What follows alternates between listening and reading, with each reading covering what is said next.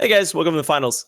This is Veveil with Bairdrus. Yep, Bairdrus. Yep, I got it right. I got his name right. Did not do that before you were live, but now we're ready. We're doing it. Yeah. So we're gonna have our finals match. We have well, first off, we have Shed keeping a 1 power hand on Felnscar versus his opponent CybeRRage on an interesting Rakano deck. Yeah, this is the Navani Warcry deck that we were talking about earlier on stream when he was playing. So there should be some Navanis floating around on the main board. Should be some Longhorn Sergeants. Should be a lot of fun to watch. Yeah, it's like I mean, it's like the best draft deck I've ever seen. So. Yeah, exactly. Like you're just like, why are the Longhorn Sergeants in here? But hey, I mean, it's been working. He's all the way in the finals. Yeah. We see a torch coming down early on this Argenport Instigator to go ahead and give CybeRRage a little bit of that tempo back. Yeah, pretty straightforward. You just want to start getting as much Warcry value as you can. Here, I imagine, he can't cast the Bloodcaster, so he has to get the extra Shadow Sigil first. He'll just be torching that Oni then. Yeah, he couldn't actually have casted anything but Seek Power that turn, funnily enough, because he didn't have double black for any of his minions. So, yeah, just getting Seek Power Torch on the board. Correct. CybeRRage flooding out a little bit here. I'd say more than a little bit. This is 6 power already. But this champion's got to do some work. And unfortunately, and another Torch too. Yeah, Torch on top to answer it. I mean, this is the power of Felnscar. Like they get Torch. Like that timing was interesting. I don't. I guess he's trying to play around equipment, but kind of runs right into the finest hour. Yeah, I'm not sure you're too sad to see that happen right now, given that like you've got the 2/5 on board to keep blocking the 3/3. Maybe it's okay to trade the Torch for the finest hour there, so he actually can't kill your unit this turn instead. Here's where it gets interesting. So I really don't like this hesitation. I just snap attack. Yeah, I would have snap attacked as well if he's trying to bluff the second combat trick. Now that you like wavered a little bit, it's more likely that Shed's willing to offer up the block here. Yeah. Okay, he's gonna block, but I'm saying he has a very good chance, like because he has Death Strike. There's a fair chance he psychs himself out and doesn't block. So just do it next turn with Death Strike up or something. But that's not gonna come into play now. And then here he has an easy turn of just passing with the Countess plus Death Strike up. Yeah, I definitely like that. I imagine we'll see Countess come down here actually to interact with the 3/3 with the Aegis, just because the Death Strike can clean up the other 3/3 at any time, and we're trying to avoid those Warcry triggers. Yeah, I like just going for a Countess here. I think this is fine. Like we can Death Strike the champion later. If he can't push the champion through, then it doesn't really matter. And what this is doing is this is forcing a situation where Deforged Plate is CybeRRage is like out, and Deforged Plate will simply get Death Struck after taking 8 damage. Yeah, and we're seeing like the Umbran Reaper coming down here is going to provide a 10-point life swing, and CybeRRage is considering right now whether or not he actually wants to throw the torch at the Umbran Reaper, and it looks like he's going to elect to do it, just try and clean it off the board now while he has a chance. Yeah, I can't imagine that feels great, but yeah, no, he's done bluff attacking too. He's just like, yep, the bluff is sold, so. Yeah, and like throwing the torch does feel really bad there. I mean, you're essentially throwing away deal 3 damage to actually take 5 and then lose. Take 5 and then give your opponent 5 more health back. Exactly. Yeah, it's like it's not quite a 2-for-1, but close enough. Yeah, and then power number 8 coming in for CybeRRage here. Yeah, unfortunately, it looks like CybeRRage might just be out of this game just on flooding out really hard. I mean, Shed's holding a Furnace Mage he can't play, so in theory, if CybeRRage can get these threats off the board, maybe something will happen. But top decking a finest hour is not the answer he's looking for here. Yeah, it doesn't. It's just not going well for him at all. There's nothing really to say about it. Yeah, unfortunately, we're just watching a one-sided beat down here. CybeRRage flooding out, picking up the finest hour. Maybe he rips something here. Maybe there's a creature he can get in play, start getting something back. Oh, it's Navani, eh? The namesake is here.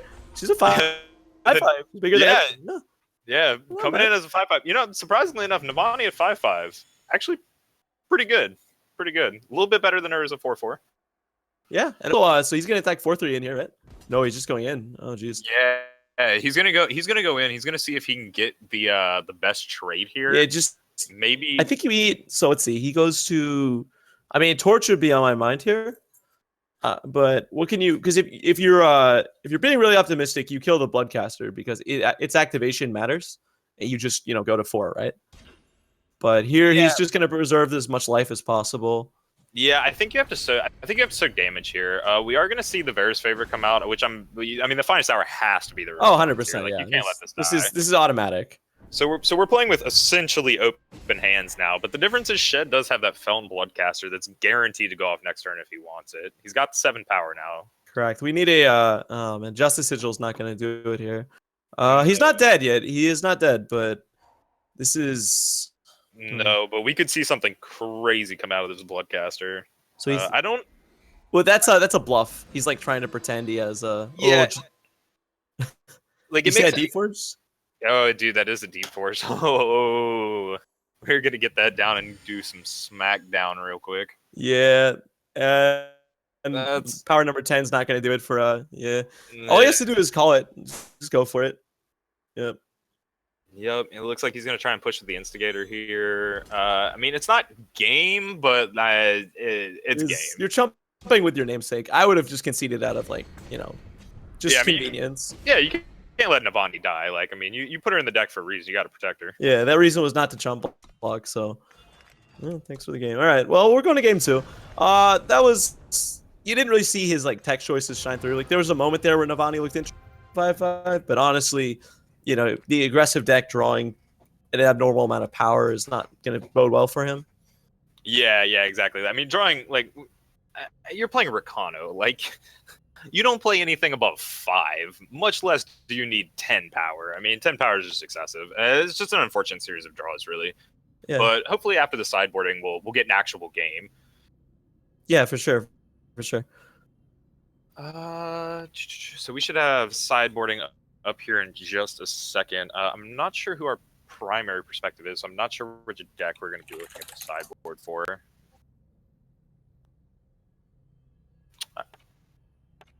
All right, cool. So apparently, we're just watching CybeRRage's stream right now, so we are about to see him sideboard or maybe not. At least on the other side, I guess we can talk a little bit about what the Felnscar deck seems to be doing. Looks like it's pulling out its Furnace Mages, pulled out its suite of Lightning Storms. Oh, sorry, he dumped his whole 90 cards in. I know some players do that where they just have a deck built with 90 cards and then go and pull their cards out. It's actually a lot more efficient, a little bit more confusing. That's probably the approach I would take, although I could see it. You could trick yourself up. But yeah, the cards that don't appeal to me in this matchup are I don't like Black Sky Harbinger. I don't like Lightning Storm. I think these cards are pretty poor.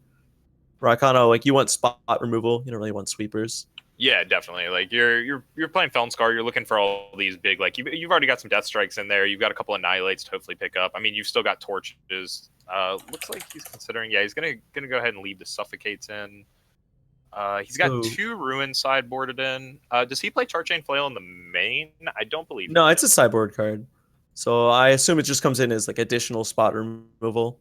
Yeah, just additional spot removal for the annoying Aegis creatures, because the best way to deal with Aegis is to just beat them to death. Yeah, it's a good choice. It's probably the most efficient weapon he could use as well in his colors. I can't think of anything that's just better at killing a Crown Watch Paladin, for example. Yeah, and it definitely. I mean, power surge weapons are always nice. I mean, they fit your curve incredibly well, obviously. So yeah, you could just kill a Crown Watch on 2. Silverwing Familiars are card as well.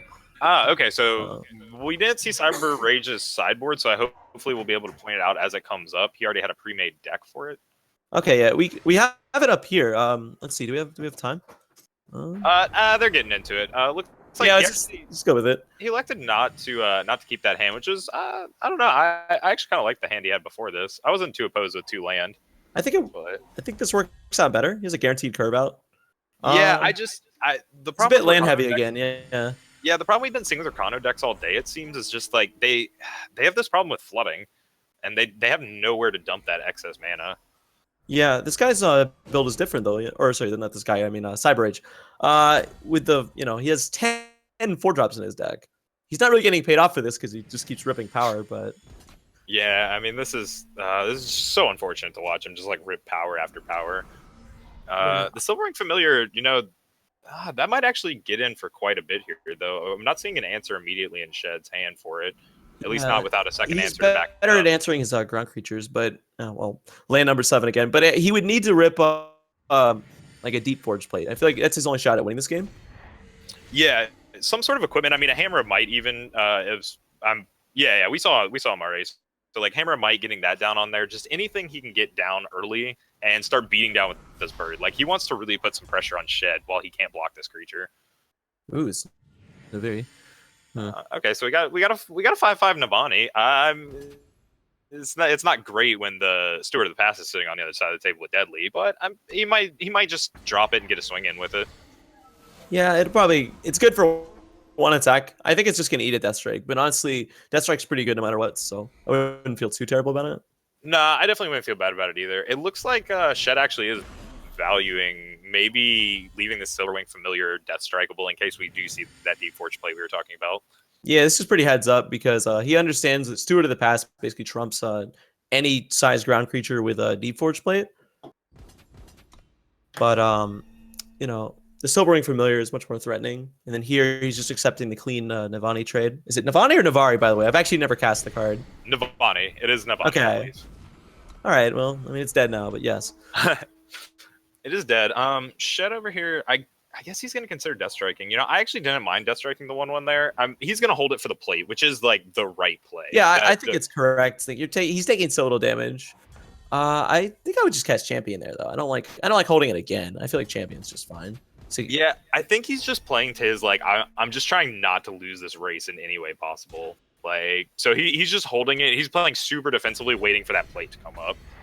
Next turn sorry to iterate though, like getting one turn of plate, like one turn of a plate hit does not lose him the game at 20, you know? And then he can like unless he's worried about plate plus protect, which honestly gets him either way. Yeah, that's also true. Because you take one hit of plate, get your 2-for-1, and also it has to be on the Familiar, which you wanted to kill anyways. Yeah. Also, what do you make of the Stone-Scar Maul? It came out of the board. It complements the Char-Chain Flail. Yeah, I'm a big fan of the Stone-Scar Maul, just because, like we were talking with the Char-Chain Flail, I mean, it's so hard for Shed to interact with all these Aegis creatures. I mean, we already saw he dropped a Suffocate into this bird that is still alive on the board. Still very much alive and dealing damage. And he actually, it was kind of weird. I actually thought that he used the Stone-Scar Maul not to kill off the Crown Watch Paladin. Ooh, this is 6/6 flyer. Something you have a real match here. Yeah, that 6/6 flyer is going to be real big. I mean, and like, this is kind of where I'm worrying for Shed, because he just doesn't have enough tools, it looks like, to control the air at the moment. Yeah, CybeRRage is turning this around. I mean, granted, he's drawing like straight spells, but he was flooded in the first place, so this is actually like a realistic draw. Yeah, certainly. I mean, he's drawn all the way to 8 power, and he's got his opponent at 13, looking to push him to 6. He's got the finest hour too, so yeah. I mean, Shed has to rip a Death Strike here, I think. Yeah, he definitely needs to rip a Death Strike, but it's going to be real close, even if he finds one. No, it's a Bloodcaster. I guess I think he's just dead. I don't think Ultimate can hit anything, right? No, there's no 1 power spell that Ultimate could hit, unfortunately. Maybe if he had hit a power into Annihilate. Okay. I guess that was like the one out was like CybeRRage. He rips like red or a green Sigil, and then he also rips an Annihilate from his deck. But fair, yeah. didn't happen. Shed at least played through his out, but very unfortunate. We're going to see him go down. So we will have this series tied up at 1-1. Yep, this is going to be a game 3.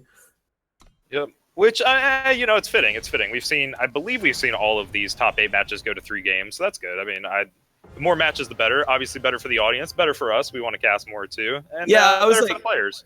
That was my mood downswing. I was like, I was so mellow there. I was like, oh, I'm not gonna get to cast some more. You know, I'm not even like worried about the games. I'm just worried about me. It's just like, yeah. I mean, I want to see the players get to play this a little bit more too. I like this Navani deck. I definitely want to see him get to show it off more. It'd be cool if it could bring home a win, but I'm also, I'm not too partial. I like the Felnscar deck as well. They're both certainly interesting choices to see today. Yeah. It wasn't base Rakano versus Shimmer Pack. Like, I guess I kind of expected it to be. Like, that's what I expected the format to look like today. I mean, yeah, I would expect that too. But honestly, I'm just kind of skeptical with the Navani or Navani. I messed it up again. Navani, great. I'm gonna write it down. I'm actually just writing it down straight up. Anyways, so yeah, he got an attack off the game, and then he drew the Valkyrie, which was 6/6. But I feel like the card's kind of mismatched for, you're a straightforward beatdown deck, right? And it has like global Warcry, right? Which is like really powerful in an implied long game. Mm-hmm. I'm just not really seeing like why you would play the card, if that makes sense. like there are certain cool things you can do with it. So yes, it implies that like you're playing a longer game, but I mean, suppose you get to a point like we saw in that game where he did have 7 power. Like presuming that every one of his top decks is another creature. I mean, having a Warcry in every single one of your creatures units, the deck plays so few actual spells that it. I don't know. I kind of like the Navani. Also, I mean, there's always the dream combo. Like you're trying to stick a Hammer of Might on it and Warcry 4 throughout your entire deck and just win the game that way. You wouldn't have kept. Would you have kept that hand? It was triple justice, but that was a great hand. I think I would have kept that. Like double Valkyrie Enforcer. I mean, it doesn't match up well against his current hand, but we don't know. He wouldn't have known that. This hand's fantastic. Obviously. Yeah, I mean, it's hard to call because you're always scared when you're playing a deck like Rakano. Like, suppose we do see like a bunch of fire minions come up, and he just doesn't hit a fire sigil; it just gets blown out that way. I mean, I guess that's always the fear when playing 2-color decks is like players have that fear that I'm not going to draw my second color. So yeah, I do that a lot too because Eternals, the redraw system is generous. Unlike in like Magic, you don't lose a card. So it's very tempting to just hit the redraw button whenever your hand's not perfect. But like, if you assess the matchup and assume that Valkyrie Enforcer is one of your best cards, which may or may not be the case, it's not the case against this hand. It's actually kind of it's a disgusting against this hand. Well, but he wouldn't have known that. Yeah, he wouldn't have known that. I mean, Valkyrie Enforcers are definitely, I think, one of the key cards in this matchup. I mean, silencing Stewards, silencing Statuary Maidens, the Champions of Chaos. I mean, basically everything gets hit with Valkyrie Enforcer. Yeah, Champion getting picked off by Torch. Champion has a 1/1, by the way, but I guess it doesn't really matter because he can't play the scroll as a an actual source of influence without playing it then, so it's correct. Yeah, we're gonna see this Valkyrie Forcer come down, and that's really unfortunate. It just comes straight into the Annihilate. Like he's holding the 2 mana open. I mean, as Cyber, like obviously you have to play it. Yeah, you can't just do nothing. But this is like it never feels good. This is lining up perfectly for Shed. And what's even better too is he played the 4/4 Valkyrie first to put more damage on immediately, and now this weapon lines up perfectly for the 3/3 he'd be casting. He did draw the Outlaw to throw into death, but it still doesn't feel great. And then here he gets to go for a Statuary Maiden plus attack the creature. This is a disaster, I think. Yep, clear this off. I mean, this game is starting to get really out of hand in Shed's favor. I mean, he's got a Cudgel now. He's got the Steward. He's still holding an Annihilate for the first real threat to come down. But that Silverwing Familiar might just prove to be what he needs. Yeah, he's got a chance. He can just kind of like Voltron it, So the Statuary Maiden is silenced. It's bashing as a 4/6 now. But, his hand has set up. Well, I still feel like he kind of has all the answers, though, even with the silence. Because Ruin will take off the first hammer. There'll still be a Warcry, but he's basically going to need to rip like a Deforge Blade this game. He rips Sword of Ikaria. Does Ruin does it get past Aegis when you use it on a unit? I believe it first. Correct me if I'm wrong. I mostly played Rav, so I don't think I ever cast Ruin, but I'm pretty sure it just deals with the attachment itself, right? It might entirely. Honestly, I've truthfully never cast Ruin myself either in this game, so I'm not entirely sure. You know what? We're gonna get to see because there will be a Ruin cast, so everyone will learn as we learn. I'm sure the chat probably already knows. Yeah, I'm sure in chat we're getting a bunch of flame over like, how do these guys sorry guys, I haven't played tournament yet in this. Not used to sideboarding and bad cards. I'm ranked 4 draft. I don't know how cards work. It's normal. Ruin pops Aegis. Okay, so it's been clarified. All right. Okay, so Ruin pops Aegis. So I mean, that's something. Like that's going to at least get him to a state where maybe he can kill the bird. But the bird is going to be 7/7 lifesteal. Well, that's what I was going to say. Is that actually works to CybeRRage's advantage because his only shot at winning is just giant bird bash. Like he can't realistically fight this game like in a sort of like a grindy sense. We're just going to get like a unstoppable bird victory if it comes to that. And then Shed, I assume Shed he knows how Ruin works, and he's like, casting Ruin right now doesn't do anything. He wants to rip like Death Strike, and then he can use Ruin to pop the Aegis. That'll just win him the game on the spot. Yeah, it's interesting though because like, I mean, Shed does have like 12 damage on board. Like the clock should, unless I'm doing my math wrong, still be in Rage's favor. But it is getting close. Like if he only gains 7 here and goes to 13, whoa. Well, never mind. Never mind everything I was about to say. Yeah. So first we cast Inspire, right? First order of business. Cast that Inspire. Well, actually, I'm not. Or do you want to stack the Warcry first?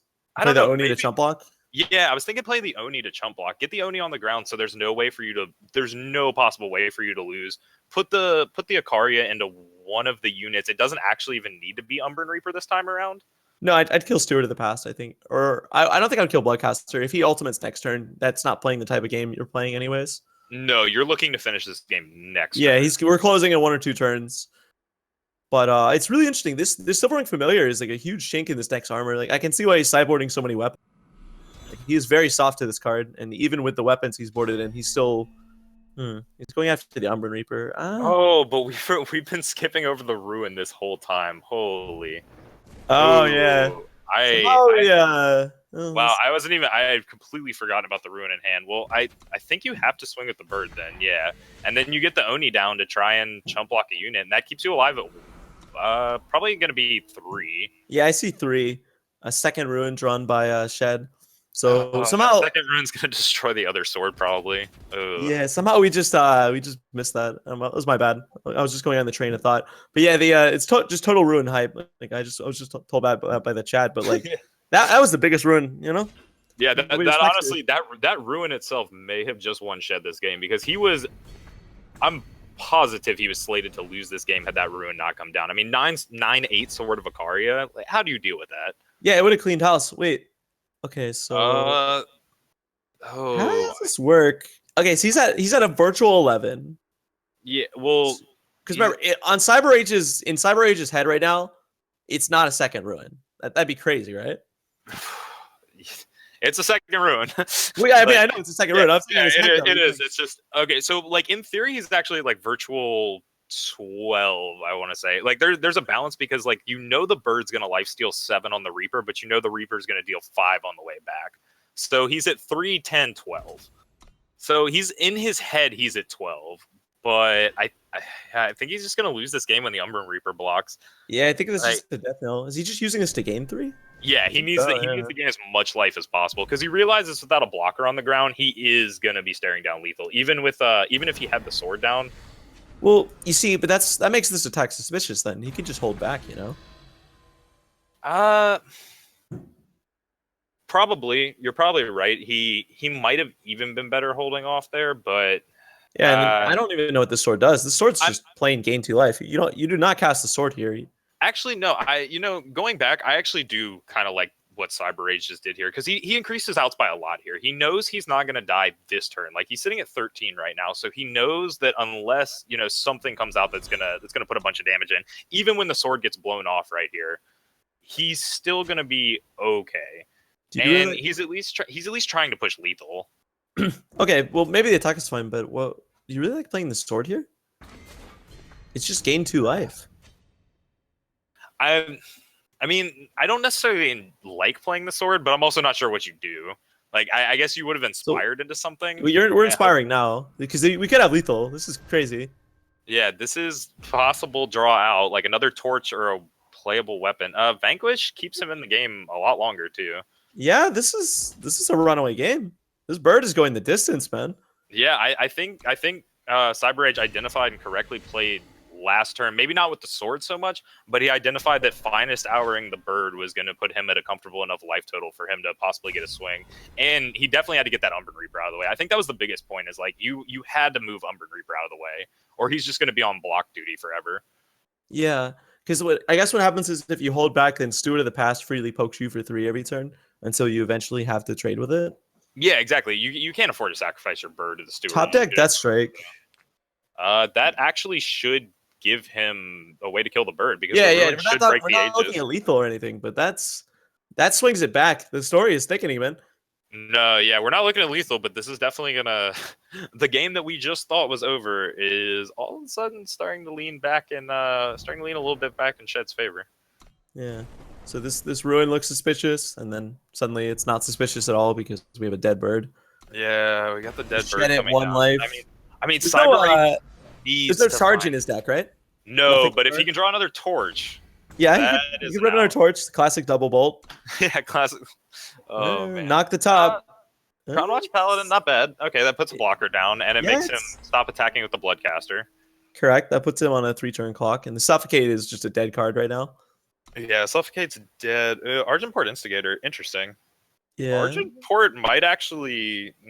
it could lose him the game. Yeah, it's entirely possible because he only needs to weave 1 damage in here. If he can somehow weave in a single damage, then Torch can finish this game off. Yeah, I mean, you're not going to torch the Argent Port itself. No, That'd be because then you crazy. waste the 3 damage, Yeah, the only unfortunately. way you end up torching the Argent Port itself is if you end up baiting him into like a lethal attack and then swinging it around with torch. But that's not going to happen yet, anyways.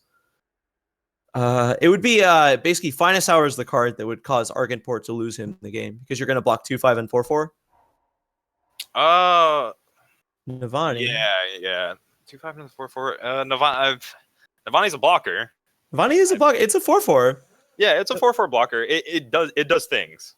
It is a Yeah, body it that does does things. things. I mean, the Steward of the Past is putting him at 2, basically no matter what. I mean, the Steward of the Past is just dominating combat. He has no good blocks for it. No, he really doesn't. And like he can't afford to double block. You might be in a situation where you have to throw either Navani or the Crown Watch into it and torch it to make your board more reasonable. But it's got to feel so bad if you admit that you have to give up the torch when you're staring at your opponent at 4 health. No, I don't even think that's. I think actually, here's what might happen. Okay, potentially he plays Navani, right? He can't attack here. Attacking here puts him basically dead on board because he'll just be at 0 power and then he'll just get attacked by everyone. So you play Navani, pass, double block Steward, triggers from Rifleman. The next turn just torch. If if Shed doesn't see, if he's not playing around torch, could be game over. So he's going for an attack. Yeah, I wonder if he's trying to bait Shed into. Oh, if he blocks. Yeah, I mean, if he tries to double block this here, like this is. Oh no, Shed, no, don't do. Okay, he realized. Okay. Yeah, double block is pretty loose. I'm not really feeling that. Yeah, I wasn't feeling it either. And man, like that, what a way to lose the game too if he kills your own Argent Port and just torches you. Yeah, I guess the game isn't over because he's just gonna end up. Is he messaging for GG? No, suspense. Okay, somebody's talking about suspense. All right. Ooh, that's a chart chain flail. I think that should be game, right? He's tapped out. Yeah. He's just chart chain on Navani, and then it's lethal. Wow, you're gonna wait. Oh yeah, and he's tapped out. You gain 1 life. Yeah, you gain 1 life. Oh, it's so unfortunate. Yeah, it came down to that attack on the Crown Watch Pal actually because he attacked there.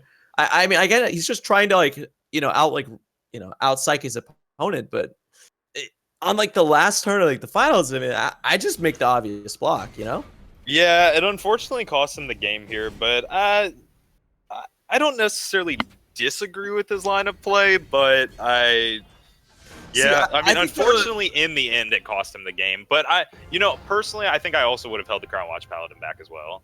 Yeah, the reason I say that is because it's very realistic that his opponent identifies that Steward of the Past is the best creature on board, and that Steward of the Past is a 2-turn clock. So he attacks the Steward of the Past. If there's a double block, he kills both. Fantastic trade, right? But then Torch just finishes him off in that case. But even if he's like, oh, he could have Torch, right? Well, then what do you even do? Because next turn he could attack with both as well, potentially. I guess he'll have 2 X5s, but then that gives the guy with Torch more draw steps. Yeah, and getting him towards either just another Torch, a Deep Forged Plate. He had a bunch of outs. He just unfortunately didn't draw to any of them. I mean, honestly, what's funny there is one of his outs at the end right there was having 1 more power. 1 more power wins him that game. When that Chart Chain Flail hits that Navani, if he has 1 more power, he just torches him and wins right there. Yeah, I mean, very close. Be as close as it could have been at that. He used every card though, It's like the other 2 games he's just funning out, but that game that was more like, I guess, what does deck 1 do? He's just like 4 lands and just chill. So everything just spells. Yeah, really nice battle back and forth. Big congratulations to Shed, who I believe is a multi-time winner. I think he's won at least 1 Eternal Tournament series before this, playing Felnscar. So playing Felnscar this time, still repping the red-black. Mm-hmm. I mean, I can feel that. I ladder with red-black a lot too, so. Yeah, it's definitely it's what I hit Masters with. Just played Felnscar to Masters. It was pretty easy back then. Deck's fallen off quite a bit since then, but it was good at the time. It's still good. Like, surprise, Umbran Reaper's still good. Argent Port Instigator still good. Yeah, I hit Masters with it was Felnscar. It was a Statutory Maiden Scrap Tank deck actually. It was pretty interesting. So. Just got an update from the what we will call an analysis desk. Shed actually has 11 invitational points, so he is 6th in the ranking. And he also is guaranteed a spot in because he was in the top 2, as is CybeRRage. They're both guaranteed spots in the invitational for finishing top 2 today. Nice. Yeah, congratulations to both of them. Yeah, congratulations to both of them. We had a pretty good field today. I want to say we had 44 players. One of, not the biggest tournaments, but one of the larger tournaments, I want to say, that they've had recently. So pretty good turnout. Hope to see more people come out next Saturday. Have a little bit more action going on. You can bring your spicy brews on Saturday. I wonder if there'll be any horror envoys on Saturday. I hope, man. I'd like to see another one of those called Darren Chandler list too. That TJP tokens, like that is a deck after my own heart. Oh jeez, man. Maybe I'll just like take a break from the casting deck, go rock some scrap tanks, you know? Yeah, hey man. Oh, scrap tank is such a cool card, man. Yeah. I wish I had them. I would play them, but I do not, unfortunately. I had way too much shiftstone from drafts, so I was like, yeah, 4 Minotaur Gate, four scrap tanks, just like all the terrible rares that interested me. So yeah, I've just been in the process of building my awful collection up. I believe that is all for our rounds. Obviously, we've got the finals done. I think Rakano was going to come in here in just a few and make a little speech, say a few words if he wants to come in here and do his spiel. I just want to say thanks to, well, first, congratulations to Shed for taking first. Congratulations to CybeRRage for taking second. This is, I believe, CybeRRage's first ETS. It's at least its first ETS this season. So I believe it is his first, and I believe it's his first ETS overall. So that is an incredible result for your first ETS. Shed's been a grinder for a long time. He's an old fogey compared to some of the new blood. You know, old fogey of 2-3 months. But yeah, I want to say thank you to all of our casters, Bairdrus, Veveil, Easy, and J Knight. All you guys did great. And I want to say thanks to Miller Tool, who is our producer for this event. He has stable internet, unlike aReNGee. No, but hey, he did great. We were definitely looking to expand our cast at aReNGee Eternal and bring some of these guys on. So give us feedback on the casting, give us feedback on the production, and thanks to everyone that watched. We hit 168 viewers. Normally for the Invitational and EOWC, we were in the 200s, but for a weekly event, I feel ecstatic that we hit 168 viewers. So yeah. I think that's it for me. Have a happy New Year's Eve, everyone. Yeah, happy New Year's to everybody watching. Yeah, thank you, all of you, 150, however many of you who came out to watch today. Obviously, thank you to all 44 of our players. And once again, big congratulations to Shed and CybeRRage. And if this really is CybeRRage's first tournament, I mean, I hope we can expect great things from him moving forward. This is definitely a good first step for your first tournament, taking a second place, and a very close one at that. Yeah, for sure. I wonder if in his next tournament he'll still be rocking Nirvana, you know? I hope so. I hope maybe CybeRRage will build a legacy as that guy who rocks Nirvana in his Rakano. I was just upset we didn't get to see any Longhorn Sergeant action. Yeah, no Longhorn Sergeants. I have a feeling they came out in the second and third matches there, but yeah, it looks extremely mopey against what Felnscar was doing. Yeah, probably. It's so curious that they're in the board in the first place. Like I'm still a little baffled by them. I mean, I get the trick, still a little baffled, but who am I to criticize? I didn't take second place at the ETS. Yeah, for sure. Anyways, that's we could spend all day or all night talking about this, but we have parties to go to, so we're out. Yep. Anyways, happy New Year's, guys. Thanks for tuning in. Yeah, take care. Have a great year. Yep. Happy New Year's, everybody. Once again, this is Bairdrus, and that was Veveil. Yeah. So y'all have a good one. Yep. Take care, guys.